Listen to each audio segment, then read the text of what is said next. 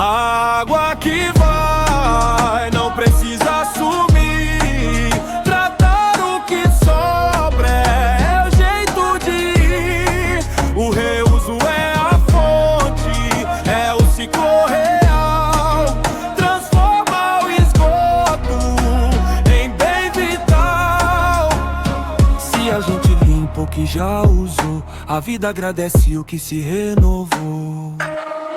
Na indústria, no campo, no seu jardim, o tratamento é o começo, não é o fim. Aquela gota que hoje você desperdiça poderia ser força, ser vida, ser justiça. Tratar não é gasto, é investimento. É mudar de atitude e o comportamento. Lava a calçada com o que sobrou da rede. O uso é a cura pra nossa sede. Não jogue no ralo sua chance de sorte. A água tratada faz o ciclo mais forte.